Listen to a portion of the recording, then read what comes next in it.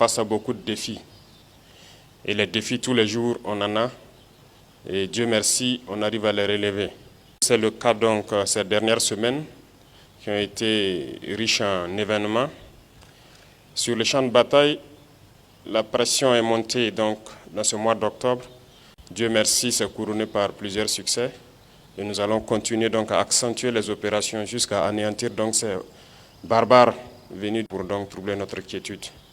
Nous rendons grâce à Dieu. Le CIAO et le Tour du Faso donc se sont achevés tous hier. Dieu merci, pas d'incident majeur. Quelques chutes donc au niveau du Tour du Faso. Mais le ministre m'a rassuré que ce sont donc des blessures légères qui ont été prises en charge. Au niveau du CIAO aussi, malheureusement, il y a eu un petit incident dû à l'explosion d'une bouteille de gaz qui a fait aussi quelques blessés, également pris en charge. Donc on ne peut que rendre grâce à Dieu pour la tenue de ces deux événements qui viennent témoigner encore donc de la résilience du peuple burkinabé, qui vient donc mettre à nu les mensonges de ces médias qui tentent à faire couler un narratif comme quoi le Burkina est à feu et à sang. Mais les coureurs ont pu parcourir donc le pays en long et à large sans incident. Et aussi c'est le lieu donc de rendre hommage aux différentes forces de défense et de sécurité et à nos vaillants VDP qui ont tout mis en œuvre pour que tous ces événements se déroulent sans problème. Il y a aussi au cours donc de ces semaines assez d'événements ici à la présidence, notamment un certain nombre de responsables des différents départements ministériels que j'ai tenu à recevoir personnellement pour essayer de rediriger l'action gouvernementale en cherchant à rationner les dépenses de fonctionnement.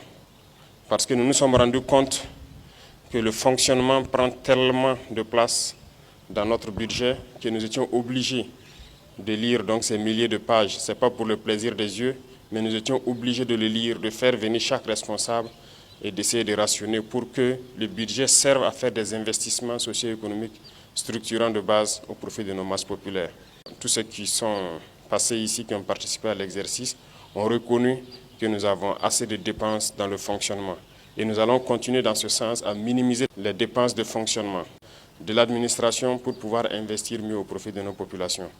Ceux qui ont compris le message, je pense que c'est le cas pour la plupart. Je les invite donc à redoubler d'efforts, à faire en sorte que nous puissions minimiser les dépenses de fonctionnement. Tout ce qui peut être économisé doit être économisé et investi au profit donc de nos populations. L'eau potable n'est pas une garantie pour tout le monde ici au Burkina Faso. Nous sommes aujourd'hui en train de lutter aussi pour la souveraineté alimentaire.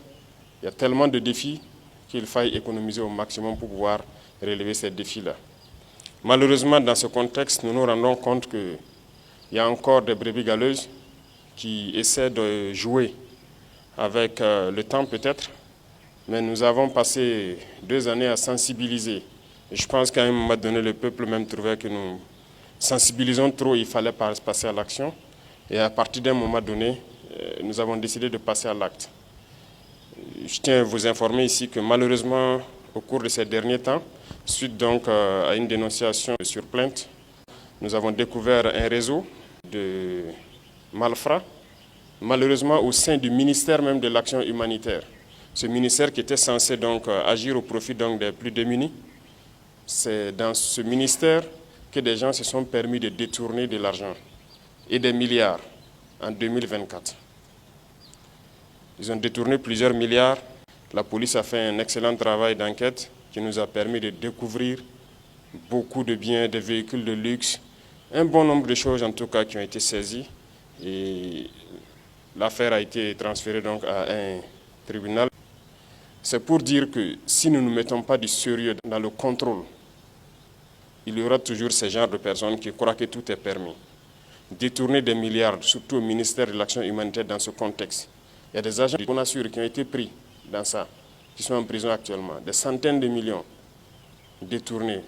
Des vivres qui devaient aller au profit donc des plus démunis, au profit de ces personnes déplacées internes. Et c'est dans ce ministère que des gens ont essayé de détourner cet argent. Et je suis persuadé que ça existe un peu partout parce que nous poursuivons l'enquête. Souvent, il y a ces arrestations que vous puissiez ne pas comprendre, mais nous savons pourquoi nous le faisons. Il y a encore beaucoup de personnes qui essaient de détourner les deniers publics. Nous n'allons pas avoir de la pitié pour ces individus-là. Donc, c'est l'occasion d'interpeller la commission des règlements des dysfonctionnements qui a été mise en place, parce qu'il y a beaucoup de dénonciations qui arrivent au niveau de la présidence ici, de se mettre au travail sérieusement et de nous permettre de dénicher tous ces voleurs qui se cachent dans l'administration. Nous ne pouvons pas tolérer cela en ces instants de lutte contre le terrorisme où des gens se sacrifient sur le terrain et d'autres sont à l'arrière, se permettent de voler des milliards et pour se mettre dans du luxe. C'est difficile à cerner cette situation. En plus de tout ça, il y a des Burkinabés qui manquent de patriotisme. Nous avons tous suivi les efforts qui ont été faits pour pouvoir acquérir un nouvel avion la dernière fois.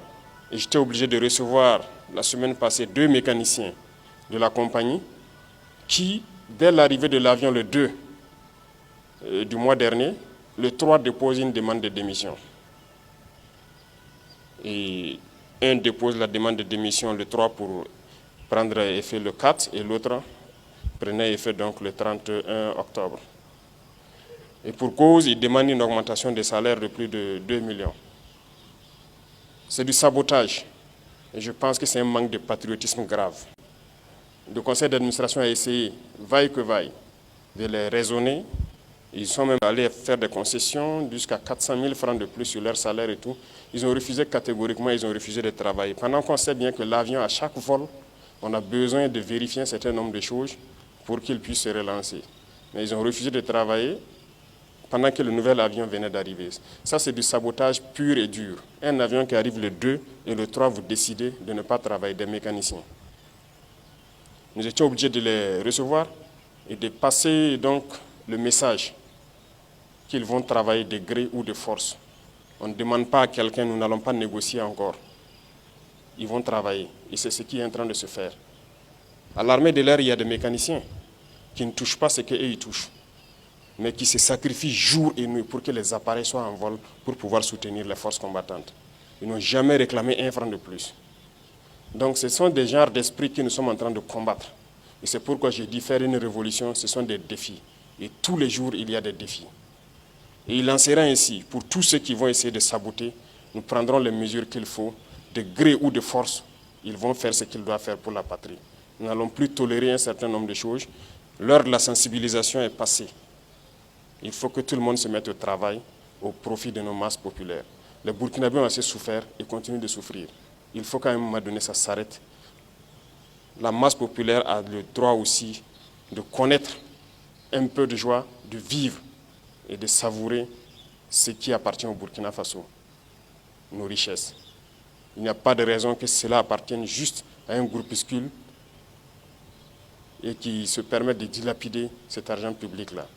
Donc, à travers vous, je vous invite à passer le message dans les différentes administrations, dans les différents départements, et aussi continuer à prendre les dénonciations pour que nous puissions agir de manière efficace. Merci à tous et je souhaite que cette fin d'année soit donc un moment d'intense boulot parce que c'est le moment des bilans, de faire les rétrospectives et de voir qu'est-ce qui a marché au cours de l'année 2024 pour qu'on puisse se projeter de manière assez rigoureuse en 2025 pour relever les défis qui vont se poser à nous. Merci et bonne chance à tous et bonne suite du mois de novembre.